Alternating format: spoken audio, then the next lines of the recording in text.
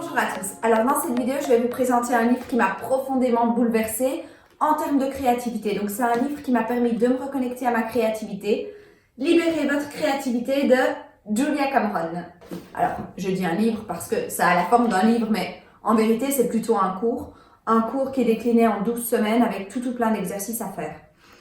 Julia Cameron nous explique qu'on est tous des êtres créatifs, c'est dans notre nature même d'être humain. On est en étant créatif. Il suffit de se rappeler quand on était enfant, on se mettait à dessiner sans se poser de questions, sans se juger. Quand on jouait au Lego ou au Barbie, pareil, on inventait des histoires. Et donc, c'est une partie innée en nous. On est amené à créer, on est tous comme ça. Et même ceux parmi vous qui pensent qu'ils ne sont pas créatifs, vous avez tort. Vous êtes créatifs, c'est juste que vous l'avez oublié, vous vous êtes distancé de cette créativité. Et moi, c'est ce qui m'est arrivé quand j'étais jeune, j'étais hyper créative comme tout le monde. Et puis, je sais pas, j'ai grandi, j'ai voulu me conformer à cette société qui met plus en avant notre côté plus rationnel. Et je me suis déconnectée de ma part créative.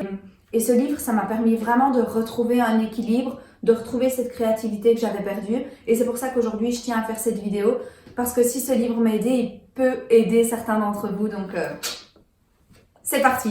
Donc, pour un peu expliquer le contenu du livre, je l'ai divisé en 3 points. Les pages du matin qu'on doit réaliser tous les jours, le rendez-vous avec l'artiste une fois par semaine et qui prend environ 2 heures, et puis enfin les exercices hebdomadaires.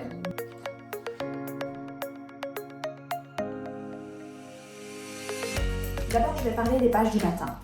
Les pages du matin, il faut le faire pendant 12 semaines, tous les matins, écrire 3 pages, bon 3 petites pages d'un petit cahier. Ça va nous faire du bien, ça va nous libérer. Pareil avec les émotions, si on est frustré, en colère, paf, on fait tout sortir sur papier.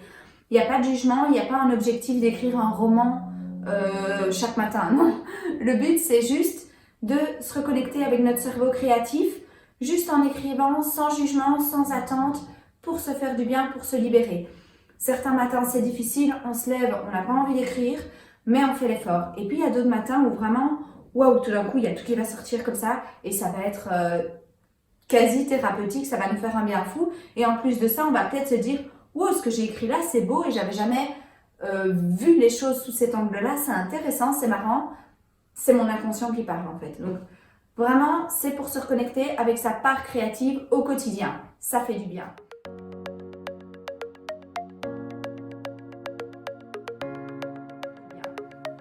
Ensuite, le rendez-vous avec l'artiste, qu'est-ce que c'est? L'artiste, c'est notre enfant intérieur. Donc on prend 2 heures de son temps une fois par semaine pour passer du temps avec son enfant intérieur. On fait ce qu'on veut. Donc moi, par exemple, je me rappelle d'un de mes rendez-vous avec l'artiste, je m'étais accordé 2 heures en matinée le dimanche, je suis allée toute seule à une brocante à 2 pas de chez moi. Et normalement, j'aurais proposé à mon compagnon de venir avec moi ou avec des amis, mais là, non, j'y suis allée toute seule. Et du coup, au rythme que je voulais, je m'attardais là où je voulais, et j'ai eu tout bon, et j'ai regardé tous ces objets, et j'ai même rien acheté, mais le plaisir d'aller à cette brocante seule, sans avoir de compte à rendre à personne, m'éclater avec moi-même et mon enfant intérieur, c'était un pur bonheur. Je suis rentrée chez moi souriante, en me sentant bien dans ma peau, et d'ailleurs mon compagnon était tout surpris, et on a passé une merveilleuse journée ensemble après, parce que j'avais pris du temps pour moi, pour me nourrir, et c'était merveilleux, quoi.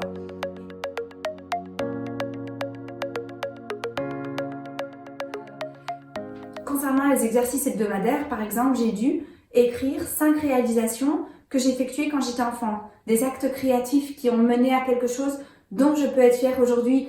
Et même si c'est imparfait, donc par exemple, moi je me suis rappelée quand j'avais 12 ans, j'ai écrit un livre. C'était à l'époque des chairs de poule, je lisais beaucoup de chairs de poule, je sais pas si vous voyez, donc c'est des livres un peu qui font peur, horreur, tout ça. Et donc j'avais écrit un livre selon la structure des chairs de poule, ça s'appelait Le détournement de Mercure. Donc la planète Mercure quittait son orbite et arrivait tout droit sur la Terre, comment la faire bifurquer, voilà. Et c'est très fun, et quand je relis cette histoire, j'adore, c'est trop marrant. C'est extrêmement imparfait, mais c'est beau parce que ça représente ma naïveté de l'époque, c'est toutes mes émotions de l'époque aussi que je traduis sur papier. Et donc écrire les réalisations qu'on a fait quand on était enfant, ça nous rappelle aussi, ah ben aujourd'hui, je peux encore réaliser plein de choses, j'ai ce pouvoir en moi vu que je l'ai fait avant. Je peux le faire aujourd'hui. Aussi, un des exercices, c'était passer une semaine sans regarder la télé et sans lire.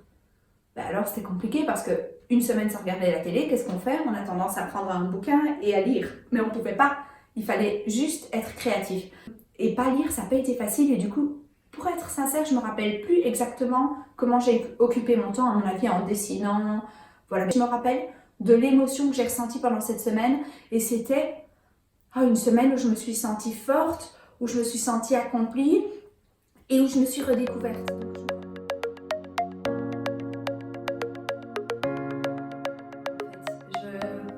Je suis devenue curieuse de ce qui pourrait m'intéresser en termes créatifs. Et je me rappelle, j'étais dans un bar, je buvais un café un matin avec 2 amis et je leur ai dit, oh les filles, vous savez ce que j'ai envie de tester, le tricot. J'ai envie de me mettre à tricoter, je sais pas pourquoi. Et l'une de mes amies m'a dit, oh moi aussi, vas-y, on prend des cours de tricot ensemble. On trouve où des cours de tricot? Enfin, j'en avais aucune idée. Et puis, l'une de mes amies va aux toilettes, elle revient dans un état. Barbara, sur la porte des toilettes, il y avait une affiche, il donne des cours de tricot 1 fois par semaine dans ce bar. C'est pas vrai. Si, je te jure. Mon Dieu, le hasard de la vie. Et du coup, on s'est inscrite à ce cours de tricot qui avait lieu dans ce bar autour d'un café. Ça fait maintenant 3 ans que de temps en temps, je tricote. J'ai fait 1001 écharpes entre-temps. Et ça m'a permis de me recentrer à nouveau. C'est un peu méditatif le tricot en fait. Une autre activité vers laquelle je suis allée grâce à ce livre, c'est la peinture. En fait, mon parrain est peintre, donc j'avais passé une nuit chez lui un week-end et je m'étais dit c'est l'occasion peut-être de renouer avec la peinture vu que je suis chez lui et son garage il l'a transformé en grand atelier. Et donc il m'a prêté ses pastels, j'ai fait du pastel. Bon, j'ai aucune technique, j'ai fait des formes voilà, par-ci par-là. Et je me suis éclatée à faire ça, c'était génial. Et par la suite, mon compagnon m'a offert ce chevalet et je me suis mise à peindre. Et sans technique, juste, j'allais voir sur Pinterest des exemples d'inspiration ou alors on regardait une série. Par exemple, cette peinture-ci, c'est une peinture qui est dans l'office de... Je ne sais pas si vous avez déjà vu la série Suits. Et donc, c'est dans le bureau de Donna, il y a une peinture qui ressemble très fort à celle-ci. On regardait la série avec mon compagnon, j'ai dit pause, on a mis pause.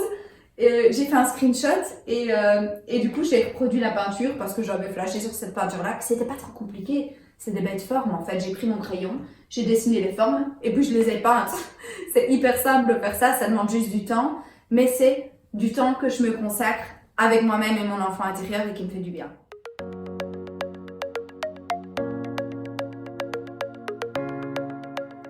En fait, apprendre à tricoter, à peindre, oui, ça m'a permis de passer du temps avec mon enfant intérieur, mais c'est pas tout. Ça m'a aussi apporté des leçons de vie.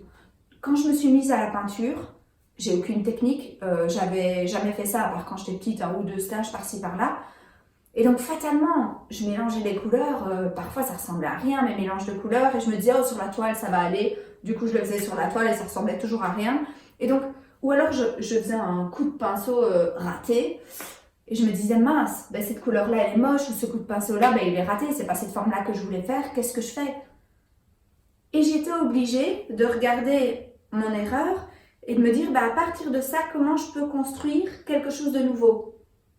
Et du coup, je me distanciais de ce qui était prévu à la base, je modifiais la forme, j'obtenais quelque chose d'autre, mais pas moins beau que ce qui était prévu. La couleur, si elle ne me satisfaisait pas, finalement, les autres couleurs que j'allais utiliser, j'allais les choisir en rapport avec celles qui étaient ratées, et finalement, l'ensemble de toutes ces couleurs-là allait donner quelque chose de beau, d'inattendu, mais de beau quand même. Et là, je me suis dit, ce que je suis en train de faire là, sans me mettre de pression, parce que mon but, c'est pas de devenir une artiste peintre, ce que je suis en train de faire, c'est que je me trompe, et à partir de l'erreur, je construis quelque chose de beau.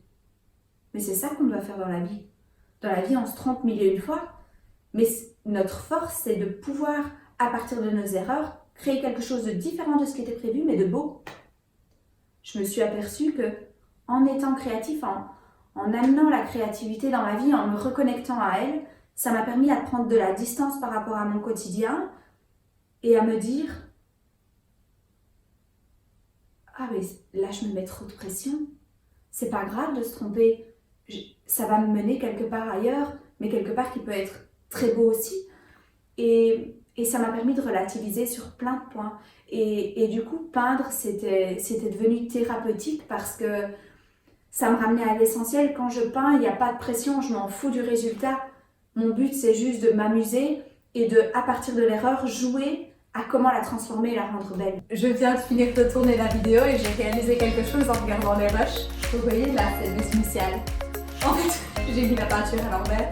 Cette peinture-là, je l'ai faite genre il y a 2 ans, je savais pas. Je vais vous la mettre à l'endroit.